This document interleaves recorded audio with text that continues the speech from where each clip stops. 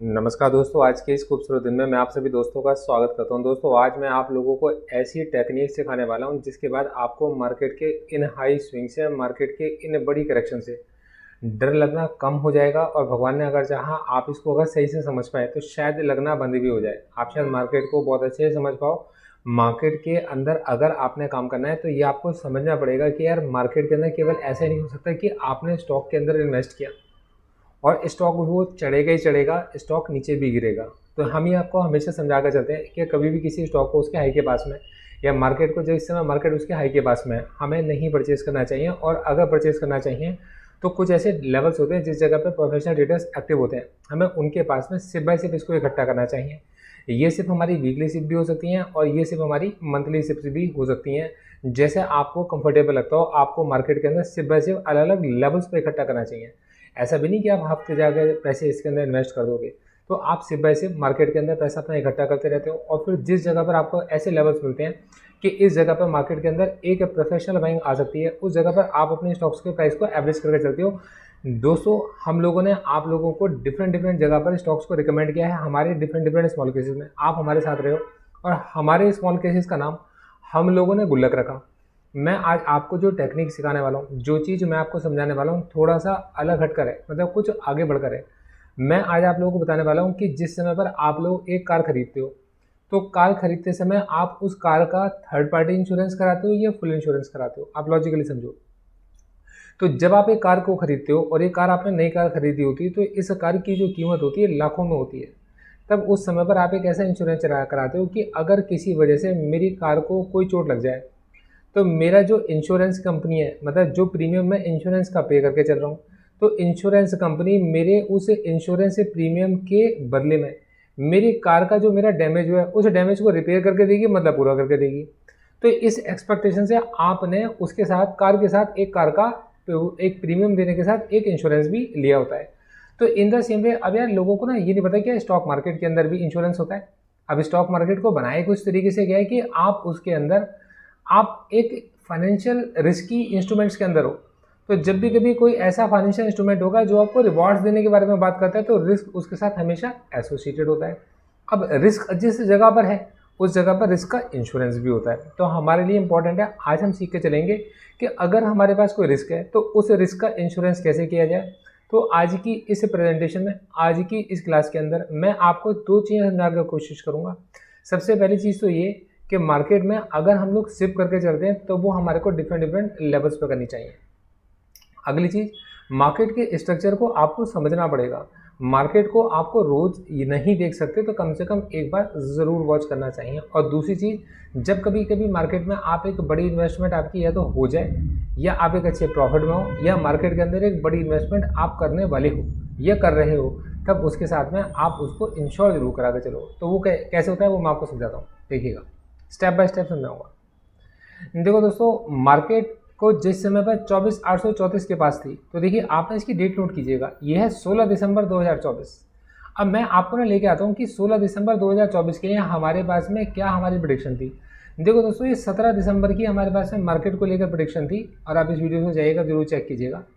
16 दिसंबर का मैंने आप लोगों को डेट दिखाई है। 17 दिसंबर के लिए हमारी मार्केट की प्रेडिक्शन थी कि बैंक निफ्टी बड़ा मूव दिखाएगा ऑल टाइम हाई के पास में। ये मैंने आप लोगों को, मतलब ये 16 तारीख को मैंने ये बात आपको बताई थी। दोस्तों, उससे पहले अगर आप 11 मार्केट को देखेंगे तो मैं आपको ये बताया था कि मार्केट शेक कर सकता है, बैंक निफ्टी 500 पॉइंट तक मार्केट के अंदर शेकअप हो सकता है। बड़ी पॉसिबिलिटी आपके केस में 10 तारीख को बताया था बैंक निफ्टी के अंदर, और वोलेटिलिटी निफ्टी के अंदर थोड़ी कम रहेगी। दोस्तों, एक एक चीज़ मैं आपको स्टेप बाय स्टेप समझा कर चल रहा होता हूँ। मार्केट को जिस समय में जैसा मैं देख रहा हूँ मैं आप लोगों को एक एक चीज़ बता कर चलता हूँ। और मैं हमेशा आप लोगों से चाहता हूँ कि यार आप लोग अगर किसी भी जगह पर किसी भी डाउट में हो तो यार कोई डिसीजन ना गलत ना लेने से अच्छा है कि एक बार आप मेरे से डिस्कस कर सकते हो। क्योंकि यार मैं आपका रिसर्च एनालिस्ट हूँ और आप मेरे साथ मेरे स्मॉल केसेस में या मेरे स्टॉक्स गुल्लक में के प्रोग्राम में आप मेरे साथ में एसोसिएटेड हो, मेरे साथ में जुड़े हुए हो। समझना ध्यान से। तो मैं अब आपको बताता हूँ कि जिस समय पर निफ्टी हमारे पास में, एक ही चीज़ में स्टेप बाय स्टेप आपको सिखा के चला हूँ। जिस समय निफ्टी था 24,834 के पास और बैंक निफ्टी जिस समय पर था आपके इसमें 53,628 के पास। तो पहले ये डेट्स नोट करते हैं। तो देखिए 24,834 के पास ये 5 दिसंबर को था, 24,834 के पास ये 13 दिसंबर को था। अब मान लो हम ये कहते हैं कि आपके इसमें 13 दिसंबर के पास में हम लोग मार्केट में नीचे 23,521 से एक बड़ी पोजीशन होल्ड करके आए थे और हमारी एक्सपेक्टेशन मान के चलते हैं कि ऊपर थी कि 25,000 के ऊपर निकल जाएगा।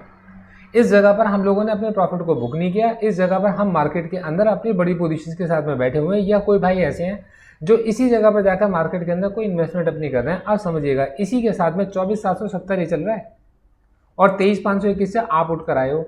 तो यहीं पर अगर 24,770 पर जब मार्केट है और हमारी एक्सपेक्टेशन ये है कि 24,834, तो हम ये मान लेते हैं कि उस समय पर कोई इंसान ये चाहता है कि उस जगह पर उसका जो मतलब रिस्क है वो किसी तरीके से इंश्योर हो जाए। तो उसने ये सोचा कि यार मार्केट के अंदर 24, अगर देखिए 24,770 मार्केट चल रहा है और मैं फिर आपसे कहूँगा मेरी रिकमेंडेशन नहीं, मैं मेथड सिखा रहा हूँ। तो मैं यहाँ पर आपके पास में निफ्टी की 24,700 की, अब देखिएगा मैंने आपसे बात की 13 दिसंबर की, है ना, और 24,700 की एक पुट ऑप्शन को, अब देखिएगा पुट ऑप्शन क्या होता है वो भी मैं आपको समझाऊंगा। देखो दोस्तों, पुट ऑप्शन एक ऐसे ऑप्शन होते हैं जो कि आपके पास में एक तरीके का इंश्योरेंस प्रीमियम है डैमेज के लिए। आप पे करके चल रहे हो, आप उसको बाय करके चल रहे हो, और यहाँ पर अगर मार्केट नीचे गिरता है, मगर मार्केट नीचे की तरफ जाता है, तो उस केस में आपके जो पुट ऑप्शंस हैं इनका दाम बढ़ता चला जाता है और यहाँ पर आपका जो रिस्क है वो पूरी तरह आपके पास में ना भी हो तो लेकिन काफ़ी हद तक रिस्क आपका मिटिगेट या मैनेज हो जाता है। ये डिपेंड करके चलते हैं आपकी क्या इन्वेस्टमेंट रही है। अब देखिएगा, हम बात करके चल रहे हैं 13 दिसंबर की, और 13 दिसंबर को मार्केट था 24,834 के पास। यहाँ से हमें ऐसा लगता था कि मार्केट है तो इस लेवल से ऊपर निकल जाएगा या इस लेवल से एक करेक्शन आ सकती है। तो मार्केट अगर इस लेवल से ऊपर निकल जाएगा तो हम प्रॉफिट में होंगे, मतलब जो स्टॉक हमने खरीद रखे हैं वो में बड़ा मुनाफा देकर जाएंगे।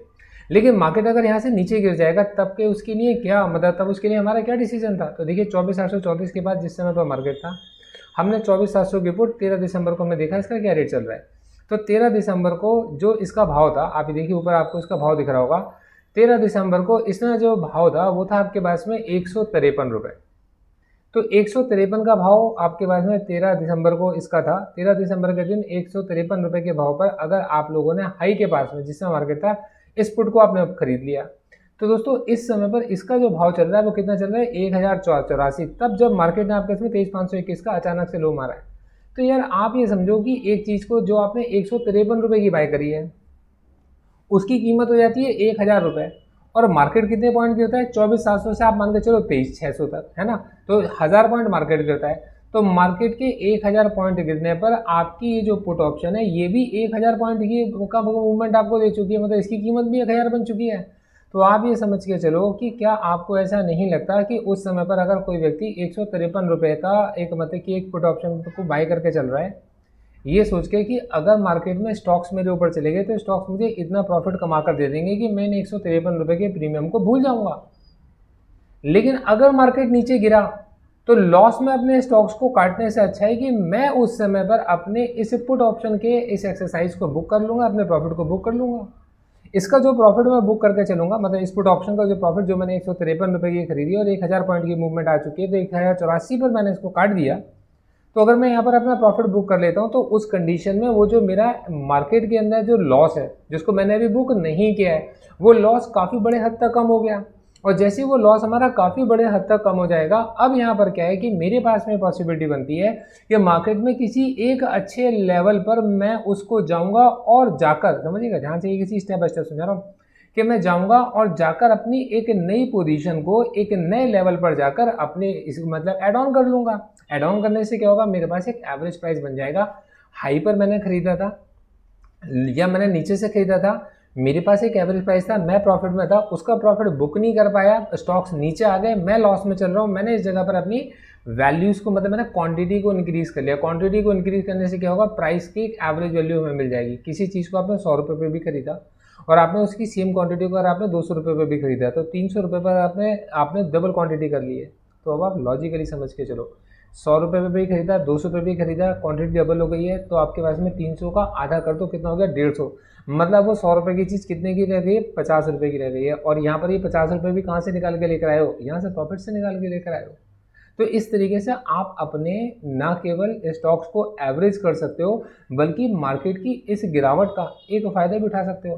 तो दोस्तों आप लोगों को मार्केट के अंदर समझने ही पड़ेंगे ऑप्शंस, और ऑप्शंस की पोजीशन हेज स्ट्रेटजीज मैं आपको सिखा कर चलता हूँ। आप अगर मेरे साथ जुड़ते हो तो मैं आपको निफ्टी की पोजीशन हेज स्ट्रेटजी सिखाकर चलता हूँ, लेकिन क्योंकि मैं आपको स्टॉक्स की रिकमेंडेशन दे रहा हूँ, तो स्टॉक्स की रिकमेंडेशंस के साथ मैं आपको पोजीशन हेज स्ट्रेटजीज ऐसे नहीं बता सकता, क्योंकि रिस्की इंस्ट्रूमेंट है। इसके लिए प्रॉपर आपको मेरे निफ्टी की पोजीशन हेज स्ट्रेटजीज के कोर्स को या ग्रुप को ज्वाइन करना पड़ेगा। उसके अंदर हम आपसे एक फ़ीस आपकी चार्ज करेंगे।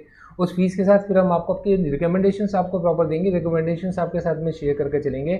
और इस तरीके से आप चाहोगे तो अपने पोर्टफोलियो को अगर आप हेज करना चाहते हो तो आप हमसे वो भी डिस्कशन कर सकते हो। उसकी भी स्ट्रेटजी हम आपको टाइम टू टाइम अपडेट करके और आपको बताकर चलेंगे। और इनकेस अगर आप निफ्टी के ऑप्शंस में काम करना चाहते हो तो वो भी मैं आपको बताकर चलूँगा। अब आप प्रैक्टिकली सोच के चलो, आप इस चीज़ को देख सकते हो कि अब मार्केट कहाँ पर है, 23,521 के पास। जिस व्यक्ति ने आपके पास में प्रॉफिट को बुक कर लिया, अपनी पोजीशंस को एवरेज कर लिया, क्या मार्केट के अंदर हमें भी 23,521 को खरीद लेना चाहिए? अब आप यहाँ पर देखो, वापस आप वही गलती कर रहे हो जो आपने हाई पर की थी। जिस समय मार्केट हाई पर था वही सेम गलती अब आप नीचे भी कर रहे हो। लॉजिक समझ के चलना। यह पॉसिबिलिटीज है कि मार्केट या तो 23,521 से वापस ऊपर उठ जाएगा, और ये भी तो हो सकता है कि 23,521 से नीचे की तरफ जाए। जो अगला लेवल मैंने मार्केट का मार्क कर रखा है वो है 23,000। मतलब मार्केट हमारे को जो अगला लेवल दिखा सकता है वो 23,006 का दिखा सकता है। तो मार्केट अगर मैं 23,006 का अगला लेवल दिखा सकता है, मतलब और 500 पॉइंट की गिरावट मार्केट में दिखा सकता है। तो जवाब है हाँ, पॉसिबिलिटीज बनती हैं। उनके पीछे के रैशनल्स क्या हैं? उनके पीछे के रैशनल्स ये कि मार्केट अपने हाई के पास में रुक नहीं पाया। मतलब जो स्मार्ट प्लेयर्स, जो आपका स्मार्ट मनी मार्केट के अंदर एक रैली कराने के लिए एक बड़ी इन्वेस्टमेंट करके मार्केट में गया था, उसको ऐसा लगा कि मार्केट में ऊपर के लेवल्स पे एक रेजिस्टेंस है जिसको वो भी हटा नहीं पाए हैं। मतलब काफ़ी बड़े सेलिंग के लिए मतलब लोग वहाँ पर बैठे हैं, तो वो उस समय पर मार्केट से आउट हो जाते हैं और वो मार्केट में वेट करते हैं एक नए लेवल का, एक नए एक्यूमुलेशन का, जिसको उन्होंने पहले 23,521 पे एक्यूमुलेट किया था। और पॉसिबिलिटीज हैं कि या तो आपके पास में वापस इस जगह पर नई पोजीशंस को बनाकर चलें या कंसोलिडेशन हो, और दूसरी पॉसिबिलिटी ये भी तो निकलती है कि शायद वो मार्केट के अंदर अपना पैसा भी इन्वेस्ट ही ना करें। और अगर वो मार्केट के अंदर पैसा इन्वेस्ट ही नहीं करेंगे तो आप ही देखो कि मार्केट इस समय किसके हाथ में है? वीक प्लेयर्स के हाथ में। तो स्ट्रॉन्ग प्लेयर के हाथ से निकल के मार्केट अगर वीक प्लेयर्स के पास चला गया तो क्या आएगी? मार्केट में गिरावट आएगी, और ये गिरावट कितनी भी गहरी हो सकती है। अब आप समझे मेरी बात को?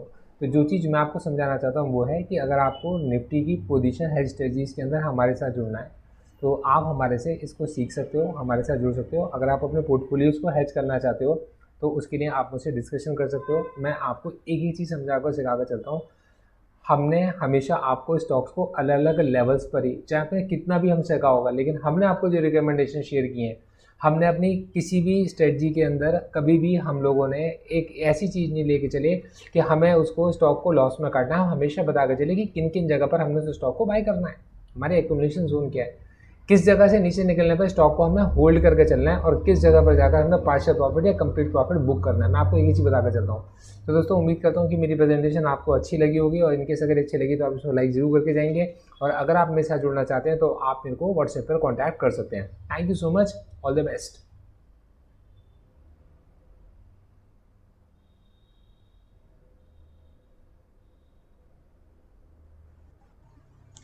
Investment in securities market are subject to market risk. Read all the related documents carefully before investing. The securities quoted are for illustration only and are not recommendatory. Registration granted by SEBI, membership of BASL in case of investment advisors, and certification from NISM in no way guarantee performance of the intermediary or provide any assurance of returns to investors. All disclaimers can be read on gauravsir.in. आप सभी disclaimers को gauravsir.in website पर read कर सकते हैं। Thank you so much. आगे बढ़ते हैं।